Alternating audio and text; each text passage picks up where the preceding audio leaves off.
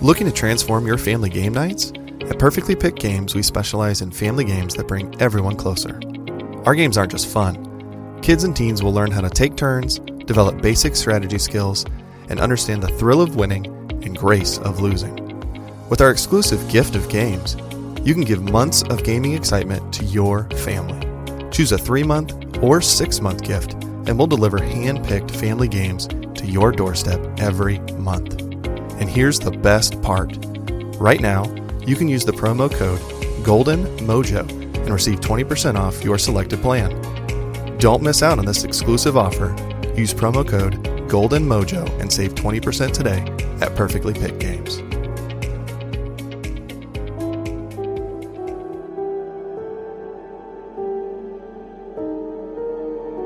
Hello, all you spooky chasers. Hop on in the car with Golden J and take a ride down Route 66 as you explore all the haunted and abandoned places left down a road long ghosted. And you never know what hitchhiker might get picked up along the way. So buckle up as we take a haunted trip down 66.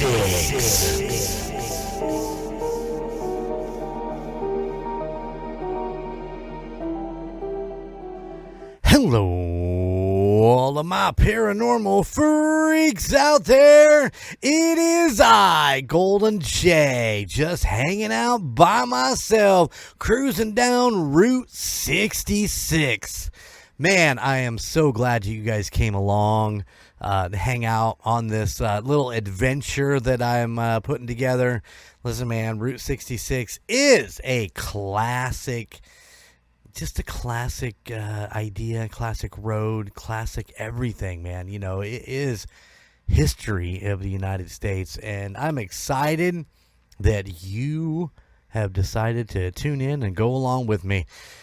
Listen, we have already covered a lot of really cool places. Congress Hotel, Blackstone, you know, the Murder Castle and Resurrection Cemetery. You know, of course, Resurrection Mary and all that good stuff.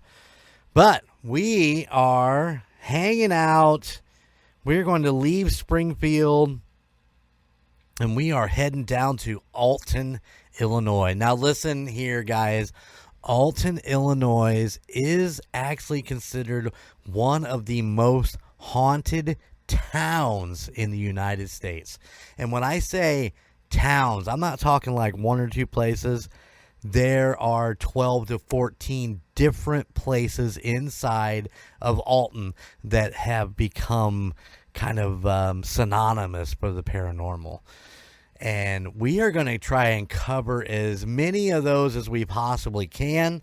Now, some of the information is a little thinner than, say, the others, but we are going to start combining so that we don't spend the next 4 months in Alton. We're going to combine some of these down so that and put them together. So we are going to have a couple places per episode as we spend probably 6 weeks in Alton over the next 6 weeks of podcasting here. So, yeah. So we're traveling out of Springfield. We're going to run about 87 miles and down Route 66 to get to Alton. And, you know, it's going to take us about an hour and 30 minutes. It's not bad. It's not bad. You know, while we were in Springfield, we picked up some more snacks. I think there was some beef jerky. What else did you guys grab? Do you remember? I know some combos. Is that right? I think combos was there. Of course, you can't have a road trip without some Doritos, baby. Let's go. We got to have those Doritos, man. Got to have them.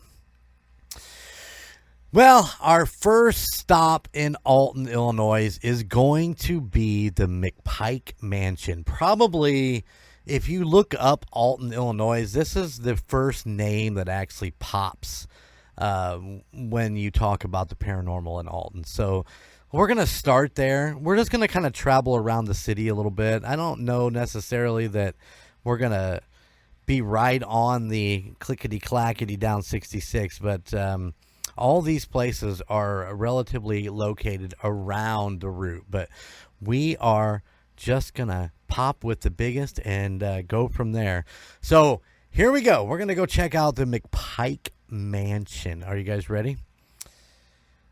Atop Mount Lookout Park, the highest point in Alton, stands the Mcpike House. It has not been occupied since the 1950s. Can you imagine that? The house was built in 1969 by architect Lucas Pfiffenberger. Pfiffenberger. You can't say that one 3 times fast. He was the original owner of the the original owner of the mansion was Henry Guest Mcpike. And the Mcpike family owned 15 acres of land, then known as Mount Lookout Park. Here, Mcpike, a horticulturist, perfected his Mcpike grape. The family lived in their country home until 1936. The house has changed hands several times since the original owner, Henry Mcpike. The building has been home to Brown's Business College and was later owned by Paul Lacanier, who rented rooms in the house to other occupants. The mansion featured 11 marble fireplaces and beautiful curved stairway banisters, all which have been stolen during its abandonment. Good God. I just can't imagine, you leave it there and then did people just come in and steal it? I mean, what does marble go for? I mean, I wouldn't think that that'd be worth stealing. It's fucking heavy and I don't know that it's really worth that much, by piece. But I suppose if somebody's looking for some sort of countertop, then they got a pretty good piece of the fireplace, right? Mcpike Mansion today is owned by, I don't know, I'm going to say Sharon. It's a very unique spelling. It's Sharyn. I'm going to go Sharon and George Luedtke, who have been trying to nurture this great house back to its regal state. It is not uncommon to find in photos of the mansion orbs, balls of light, and even figures appearing in the windows that were not seen by the human eye when the photos was taken. This grand old house is thought to still house many of the spirits who once lived there. Many psychics and mediums have felt the presence of what they believe to be Mcpike family servants, as well as some of those who resided in and owned the house since 1936. Of course, the cellar has been a focal point of many energies felt in the mansion. Voices and footsteps have been heard, and a mysterious mist tends to follow people around in the cellar, and the massive metal door scrapes on the floor if somebody pushes it. I mean, that isn't really paranormal. I mean, that just means that the fucking door is not level. Oh, my goodness. Sharon also believes the house is haunted. Her unusual encounters at the house carry much more weight, given the time that she has spent there, than the claims of the trespassers and the so-called psychics and curiosity seekers who come to the house simply because it looks haunted. There have been hundreds of stories that have circulated about the mansion, from the chilling to the downright silly. But Sharon claims that the ghost of Paul Lacanier haunts the place, seems to be the most credible. He is one of the few spirits who is alleged to haunt the place, for which a real historical connection exists. Sharon says that she had her first encounter with Paul's ghost about 6 weeks after she bought the house. She was on the property watering some plants and saw a man standing in the window, looking out towards where she was standing in the front yard. a chill come over her, but she noted that the man who vanished was wearing a striped shirt and tie. Sharon has a photograph of Paul wearing an identical outfit. Among the putrid spectral inhabitants is Henry. Henry's mother. Sorry. She's the monarch of the family, Sharon says. She is pretty strong presence who likes to be introduced when I bring people into the entranceway. Mcpike's first wife, Mary, also makes regular appearances. She's kind of shy, but she's a good spirit, Sharon says. She loves children. There have always been encounters with Mcpike's son, James, and daughter-in-law, Jenny, who Sharon calls the trickster of the spiritual group. She'll touch people, not in a harmful way, but she might tug on your hair a little bit or touch your ear. Sharon claims that at least 3 children who have lived on the property before Mcpike purchased it still haunt the grounds today. Another spirit in the house is thought to be a domestic servant that Sharon named Sarah. She was little more than a presence with an assumed name until a man came by the house one day and presented Sharon with some books that he had removed from the house 17 years before. One of the books had the name Sarah Wells written inside of it. Since that time, Sharon has been touched, actually hugged by the spirit, and she and her husband have occasionally caught the scent of lilac on the 3rd floor. Paul and Sarah are the most common spirits in the house, but there are more. During a ghost tour, a group was startled when a full apparition descended down the stairs. She was wearing a beautiful blue gown. Her hair was flowing as if a wind machine was blowing at her, and her feet fluttered as she was a ballerina dancer. She floated a couple of inches above the ground. Perhaps she was the woman who mysteriously died in the bathtub at the house. Psychics are convinced of the fact Henry and Eleanor Mcpike still reside in the house. Pacing footsteps, vanishing objects, shadow figures, faces in the window, orbs, and the sensation of being touched are common phenomenons as well. But all ghosts seem friendly. No earthly bodies have lived in this house since 1954. It was long ago condemned, but the site has become a popular destination in recent decades for hunters of paranormal activity. Recently, a photograph captured a dark shadow in the hallway to the cellar. It's pretty obvious, Sharon says. That was Henry. So there you go, a little bit about Sharon and the owners now and what they're doing. Of course, I did find one personal account, so let me tell you about that. This is from Skybot3000.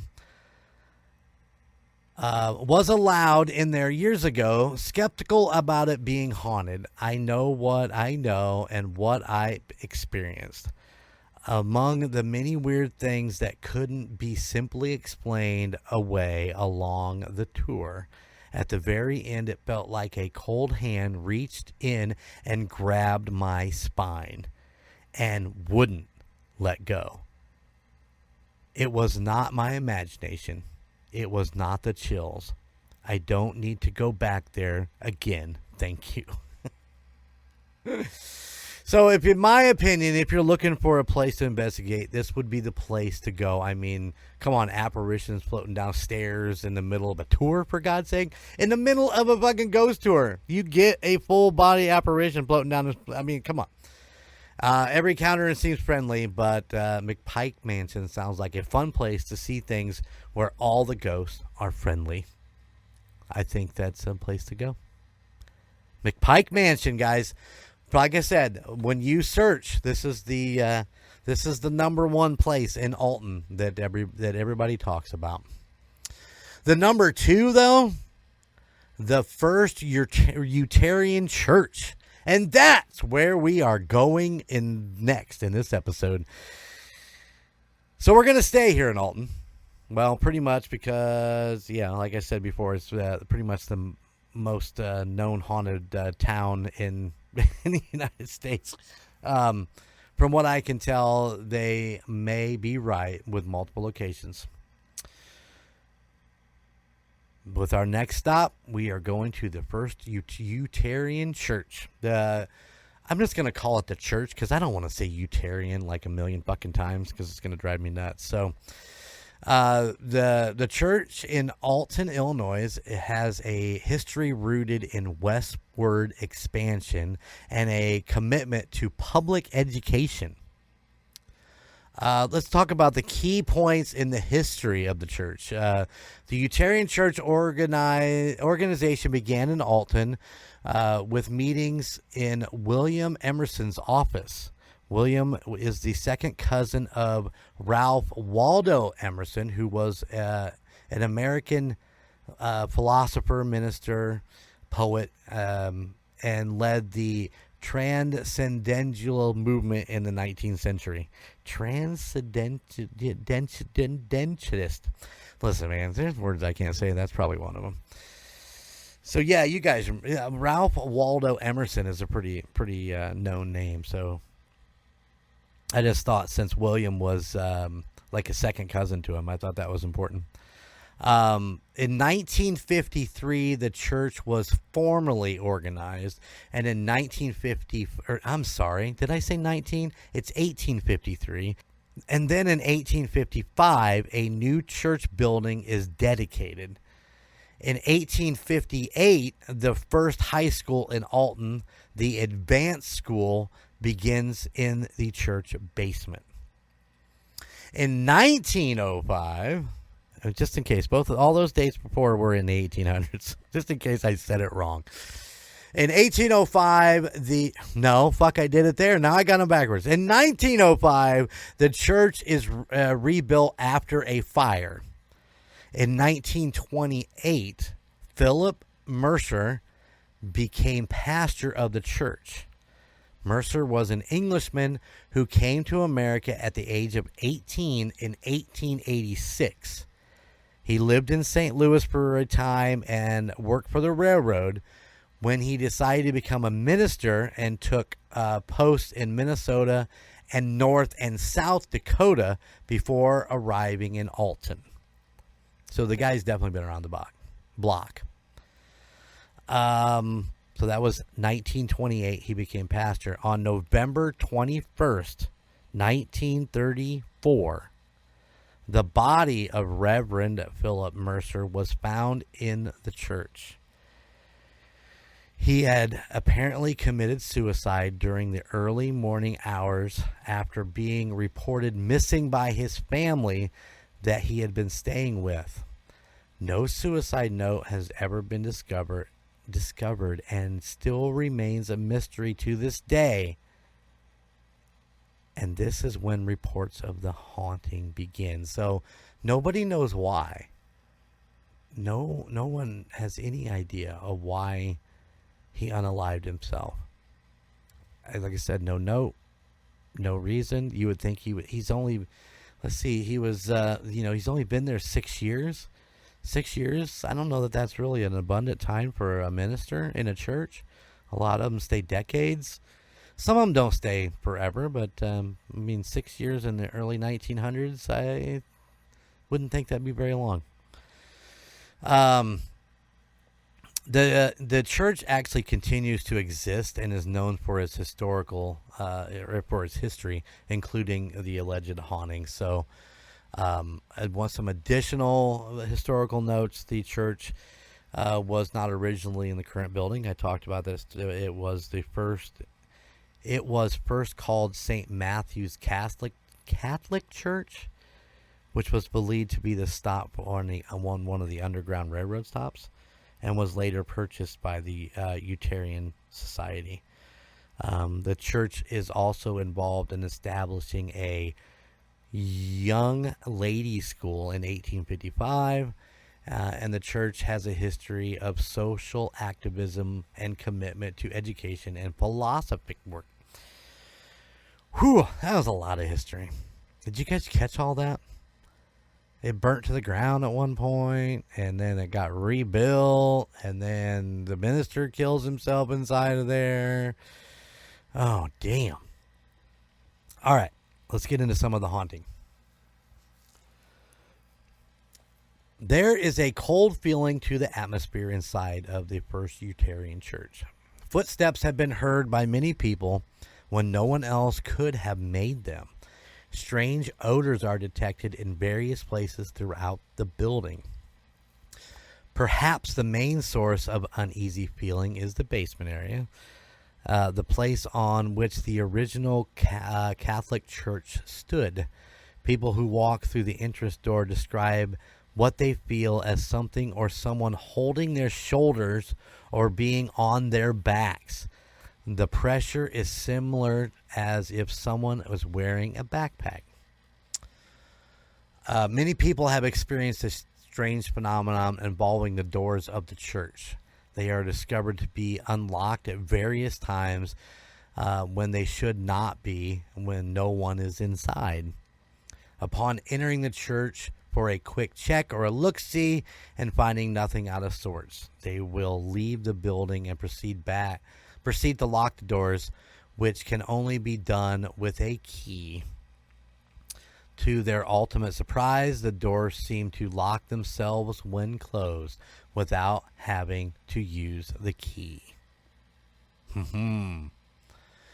Two ministers who never met have independently described the same experience they had in the church sanctuary. That of an unseen presence at the rear corner of the room. One minister said she actually caught a glimpse of a man wearing a white shirt and black trousers in that area. Both were quite unsettled by their experience, left the church, and went home immediately after their encounters. The church sanctuary, including right near foyer door, where the presence of something felt. Okay. I read that I don't even, sometimes I write the weirdest things. Listen, right by the doors of the foyer for the sanctuary is where we present. Yeah, talked about that earlier.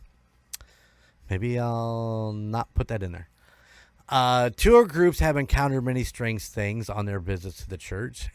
Intense cold spots, silhouettes moving past the stained glass windows, and being drawn to the exact location where Reverend Mercer took his own life without prior knowledge of its location are just some of the examples of what these groups have experienced. Be aware that these groups have also, on occasion, witnessed the same apparition as the aforementioned ministers did. So, not just the two ministers have witnessed it, but these people in tour groups are. Reverend Mercer, his spirit has been known to appear in photographs and even communicate through a spirit box. During a recent investigation, one group set up an EMF meter at the pulpit as well as a spirit box. When mentioning Reverend Mercer and moving close to the pulpit, the EMF would increase. When feeling as though the spirit communicating through the EMF meter might be annoyed by their presence, they asked the spirit to tell them to get out through the spirit box. Initially, the spirit did not appear to repeat the request phrase, but rather said no several times. However, upon review of the recording, it appeared the spirit may have repeated the phrase "get out" earlier in the conversation, making it known that the spirit was present and also intelligent. Reverend Mercer is not the only spirit inhabiting the old church. A negative entity is believed to show itself from time to time, but keeps mainly to the lower level of the church. A heavy and unwelcoming energy of this spirit has been felt by many, and some have even left the building in complete terror after their encounter. In addition, the theory of the underground railroad tunnels in the building has led to the idea that some of the spirits may be escaped slaves. Photographs of spirits that appear to be children have also been taken in the church. No matter whoever or whatever lingers in the church, it appears to have a strong presence and is willing to show itself to those who visit. So there you go, guys. That's our first 2 stops in Alton, Illinois. And believe me, we got a bunch more to go. So hang in there. We're going to stick around Alton for a while. Because, man, I'm telling you right now, ain't nothing better. All right. So don't forget to go check out the United States of Paranormal.com. Go check out goldenmojoent.com. Both those websites have some great merch stores where you can go and check out all the good stuff. Like Tusop has the Celestial Stag, the Parafeet, the Bald Beaver. I mean, there's a ton of stuff you can go check out. And of course, Golden Mojo ENT has everything that is part of the Empire, including the Golden 80s, Nostalgia Tug, and the Puck Yeah, and all that good stuff. So Real Terror is still coming. Don't forget, Real Terror is still coming to the website if it's not already there. So bear with me. All right, guys, we'll be back. We're gonna stick around in Alton and check into our next place. All right. Until then, keep it spooky, and I'll see you on the other side. Thank you for listening to the United States of Paranormal podcast. Check us out at theunitedstatesofparanormal.com, where you can find our Spotlight of the Month, Fan of the Month, and all of our amazing merchandise. Or you can find us on social media at Facebook at the United States of Paranormal, Instagram at the United States of Paranormal, and YouTube at the United States of Paranormal 1795. And don't forget, we are now on Patreon. Just go to patreon.com/Tusop. Please check out the other podcasts in the Golden Mojo Entertainment Network of podcasts. Golden 80s, Indiana Chiefs Fans, Gridiron Kings, Murd Nerds, The Nostalgia Tug, Real Terror, and the Puck Yeah podcast. But you can still find Golden Image Podcast, A Quart of Books and Booze, and The Call Guys, wherever you stream your favorite podcasts. And if you have a location or a story that you would like for us to check into, please email us at the United States of Paranormal at gmail.com. Please like, rate, and subscribe wherever you listen. Thank you for all of your support. Bye.